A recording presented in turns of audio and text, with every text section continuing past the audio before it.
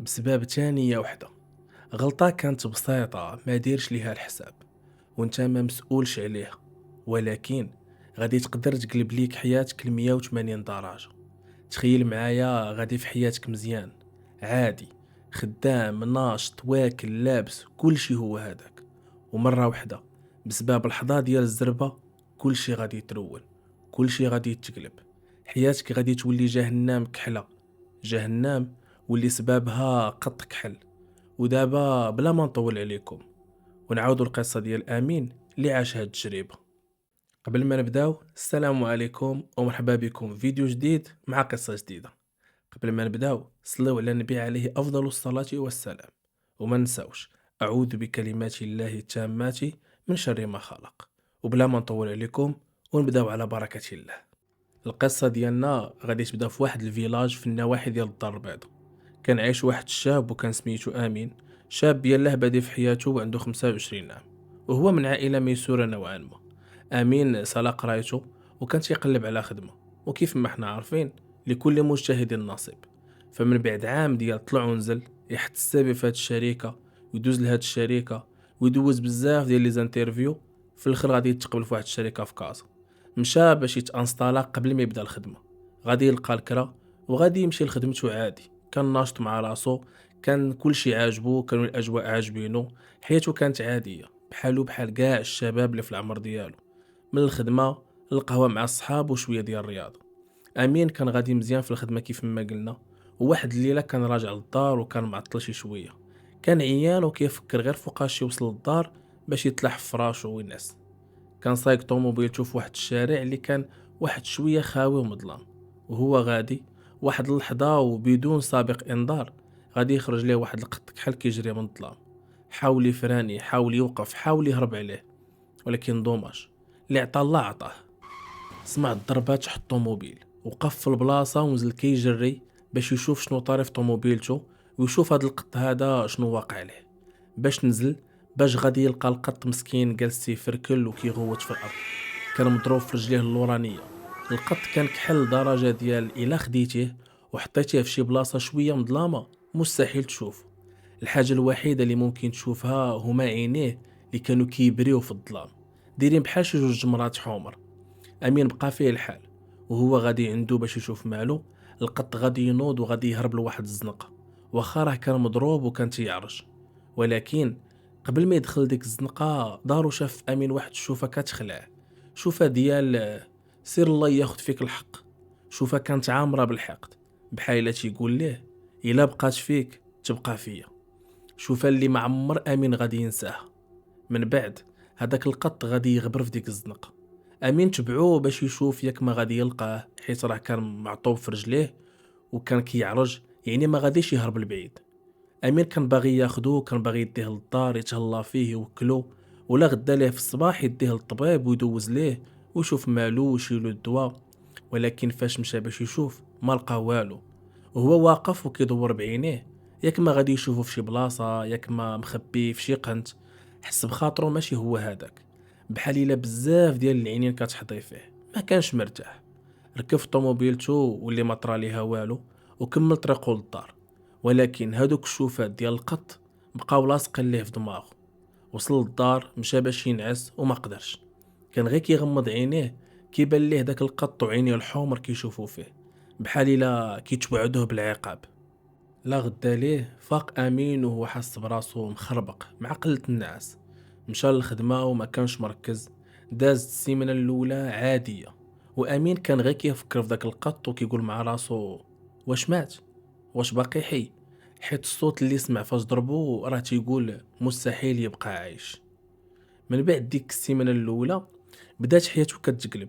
بدات بحوايج بساط بحال السوارد ديال الطوموبيل كيكونوا في يديه وكيبدا يقلب عليهم.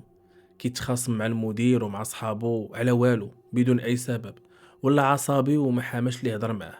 طاح ليه التليفون وتهرس. طراو معاه شي حوايج اللي نقدروا نقولوا عليهم غير صدفه، ولكن راه كانوا كيوقعوا كل نهار وكيتعاودوا. شويه بشويه الطرح بدا كيكبر. امين ما بقاش كيرتاح في دارو واخا يكون بوحدو. ديما كيحس بحال الا شي حد معاه، شي واحد حاضيه.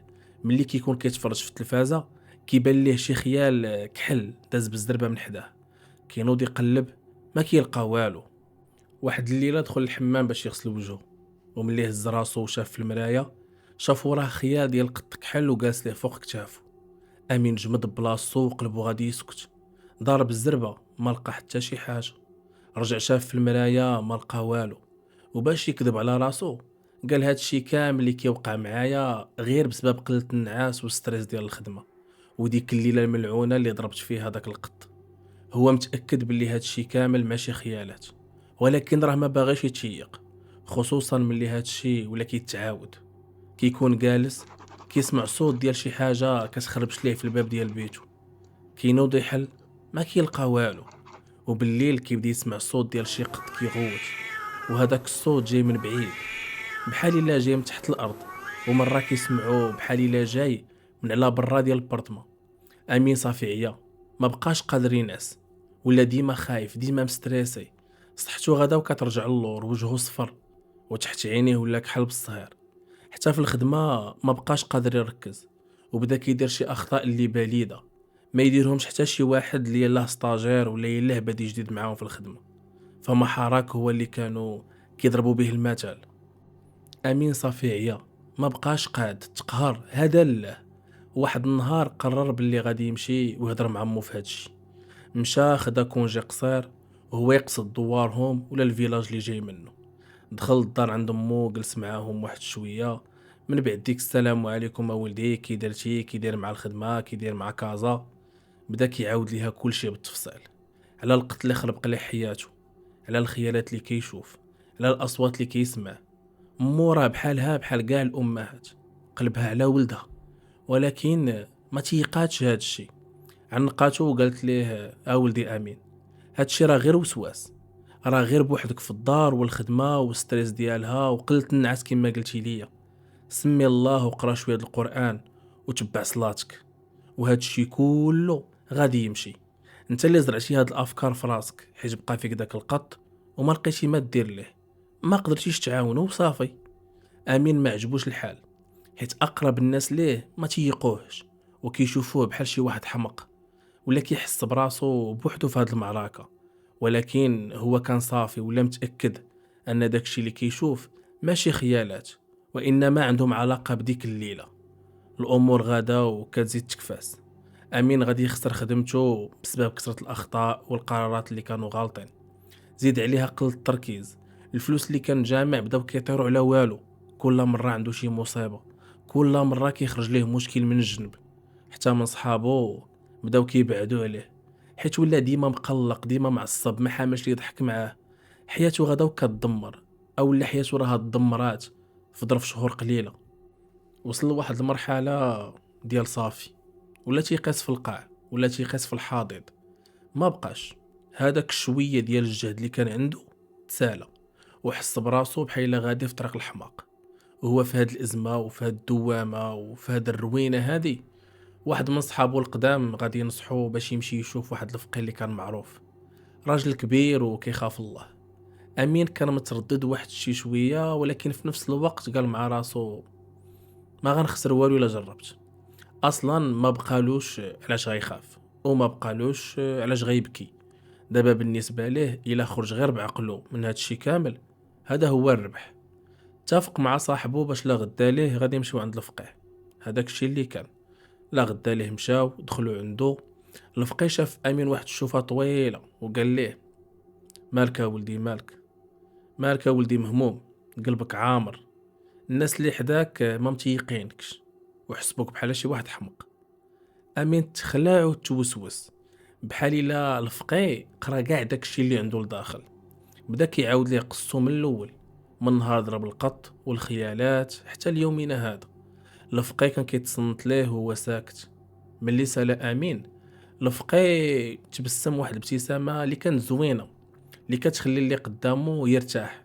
حتى الا ما عاونوش على الاقل كيخليه يرتاح. هو يقول ليه ولدي، راه اللي وقع ليك هو انك بعدتي على طريق الله واحد شويه، والشيطان لعنة الله عليه كيلقى البيبان محلولين ملي كيكون الواحد غافل. هادشي اللي كيوقع معاك دابا ما هو الا اختبار من الله عز وجل، ورسالة ليك باش ترجع لعندو. الفقيه عطاه واحد شوية ديال النصائح، بحال يواظب على الصلاة ديالو في وقيتها، يكتر من قراءة القرآن وخصوصا سورة البقرة في الدار، ويكتر من الذكر والاستغفار. وقال لي ولدي ديما حسن راسك بذكر الله، وراه ما غيكون غير الخير، ولن يصيبنا إلا ما كتب الله لنا. أمين خرج من عند الفقيه وهو حاس بواحد الراحة اللي مدة ما حش بها، بحال إلا شي جبل وراب من على كتافو. واخا هاد الهضرة هادي اللي قال ليه الفقيه هي نفسها الهضرة اللي قالت ليه امو واللي قالوا ليه صحابو، ولكن شي مرات خاصنا نسمعوا هاد الهضرة من عند الشخص الصحيح اللي تيقولها بالطريقة الصحيحة. بدا كيدير داك الشيء اللي قال ليه الفقيه، كل نهار كيصلي، كيطلق سورة البقرة في الدار، ولسانه ولا رطب ديما غير بذكر الله. شويه بشويه حياته بدات كترجع لطبيعتها، الخيالات نقصوا، الاصوات ما بقاش كيسمعهم، حس بواحد الطمأنينة في قلبه اللي كان فاقدها شحال هادي. قدر يلقى خدمة أخرى وبدا كيرجع يوقف على رجيلاته. ولكن القصة راه ما سالاتش هنا. واحد العشية كان أمين جالس في القهوة وهو يجلس حدا واحد الراجل كبير في السن، شيباني واللي ما عمرو شافو ولا تلاقى به. الشيباني سول فيه كي درتي يا ولدي، واش لاباس؟ أمين غادي يجاوبو عادي الحمد لله، الحمد لله ونشكروه. الشيباني وهو يسولو وقال ليه مؤخرا ولدي شتك ماشي هو هذاك، واش كان عندك شي مشكل؟ عاود ليا وخوي قلبك. امين بدا يعاود ليه، عاود ليه كل شي من الاول، ملي كان راجع للدار وهو عيان وخرج ليه داك القط على غفله، وهو فعلا راه ما شافوش وكان باغي يعاونو، ولكن القط كان هرب ومن بعد ما لقاهش، وعاود ليه كل شي، اي حاجه وقعت معاه قالها ليه، وكيفاش قدر يتعالج بفضل كلام الله. الشيباني تصنت ليه مزيان، ومن بعد قال ليه هضره وحده اللي خلات امين مصدوم. قال لها ولدي الحمد لله ان هذاك القط ما ماتش. امين قال ليه وكيفاش عمي؟ الشيباني جاوب وقال له ولدي المده اللي دوزتيها انت في العذاب، هذيك الخمس شهور ولا 6 شهور، كانت هي نفس المده اللي دوز هذاك القط وهو كيتعالج من الضربه اللي ضربتيه. وكيف ما كان هو كيتألم حتى انت كنتي كتألم، وكيف ما هو بدات صحته كترجع ليه، حتى انت دابا راه صحتك غادا وكترجع ليك وحياتك كتقاد. والحمد لله كيف ما قلت لك انه ما ماتش، حيت كون مات حتى واحد ما غادي يعرف شنو كان يقدر يوقع لك ديك الساعه. وهذاك القط اللي ضربتي راه ماشي قط عادي، هادوك الشوفات الغريبه اللي كان كيشوف فيك والخيال ديالو اللي كنتي كتشوفه في المرايه، ما فهمتي منهم والو. ما فهمتيش راه ممكن ما يكونش القط هو السبب، وانما الحاجه اللي متلبساه. امين بقى غير كيشوف، والهضره ديال الشيباني اكدت ليه ان داكشي اللي عاشو ما كانش وهم ولا غير خيالات. الشيباني ناض وقال ليه هاد المره راه كان عندك الزهر وربي يحفظك، المره الجايه الا ما رديتيش البال حتى واحد ما عارف شنو غادي يوقع لك، والحمد لله على كل شيء.